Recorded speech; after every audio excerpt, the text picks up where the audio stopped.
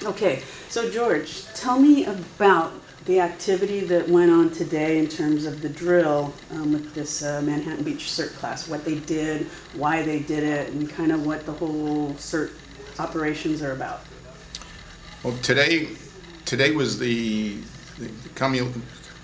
all right, you're gonna have to start that. That's Whatever, just edit it out. That's fine. Whatever the accumulation, whatever that word is, of 24 hours of training.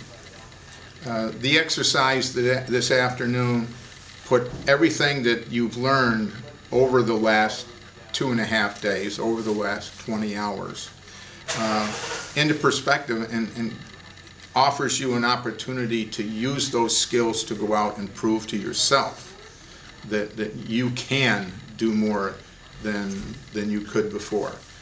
You are able to take your training and do something to help others.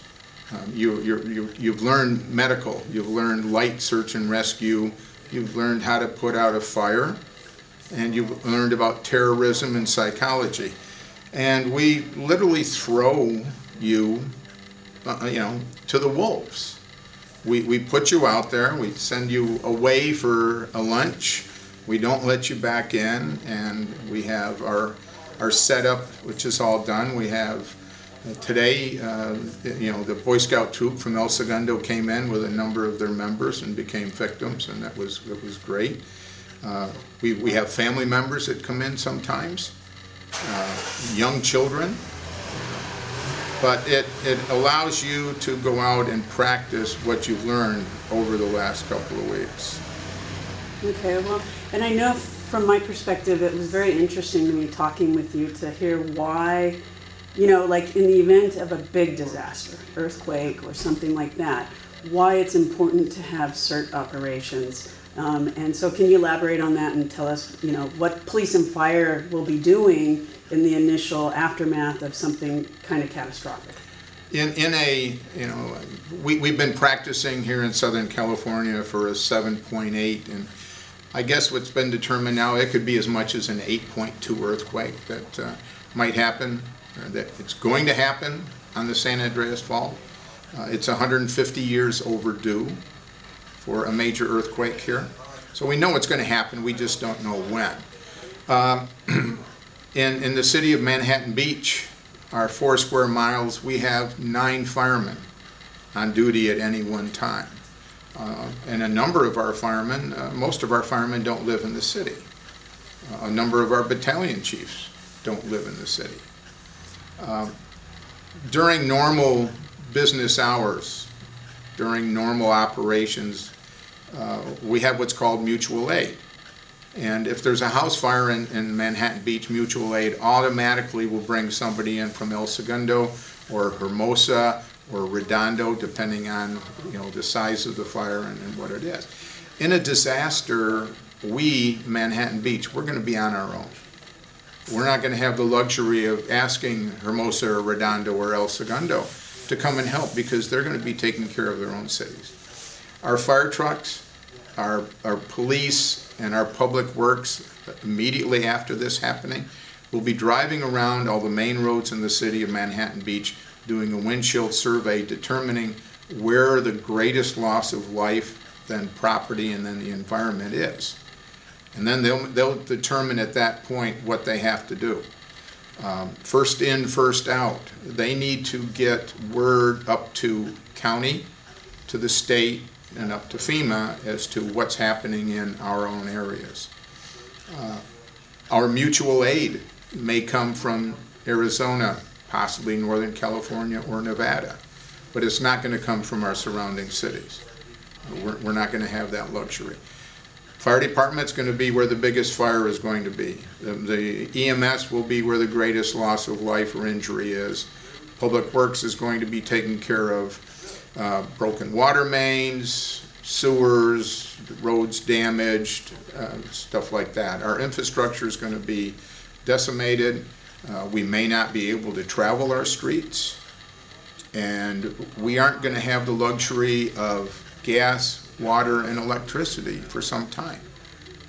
If you think about it, our gas, our water, our electricity all cross the 5, the 15, and the 10. They all cross the San Andreas Fault. You know, I know with today's training, what was kind of stood out for me was, you know, sometimes people are feel overwhelmed, or, you know, like I might think like, I don't know that I could help, or I don't know that I really want to learn first aid, or, you know, but taking this class, a lot of the things that you learn are very simple and very practical, and anybody could do them really. And they're also very methodical, and it's a team effort, so no one really is alone. So can you elaborate a little bit on those aspects of the training? Well, the training, you know, there's... As a volunteer for CERT. Can you tell me a little bit about how you're so involved in this? Because I don't think you do this professionally yourself. No, I don't. Professionally, I've been in ground transportation and taxi cabs, limos, or buses for 35 years. I grew up, my father was the fire chief in the small town in a volunteer fire department. I became a member of it when I turned 18 and I could. In his retirement, after they moved out of upstate New York down to a small vacation town on the coast of North Carolina, he became an EMT at age 65. And he and another woman, 2 or 3 days a week, actually were on call for an ambulance. He gave a lot to his community, and I got to believe that that's where I got it from. I just decided I wanted to give something back to my community here. And so I've put what I can into it to help it build. We've now trained over 350 residents in the city, over 400 total, because we will train other cities also, and we work with all of them. Can you do one more quick plug? People who are interested in taking the next class or some sort of training with CERT, how do they do that? What do they need to do? They can go and they can send me an email. Send me an email to info@mbcerta.org, or give me a call at 310-701-0101. And can you put in, well, I know you have a blog, a radio talk. On blogtalkradio.com, there is a show called The South Bay Show. And every Tuesday morning at 7 a.m.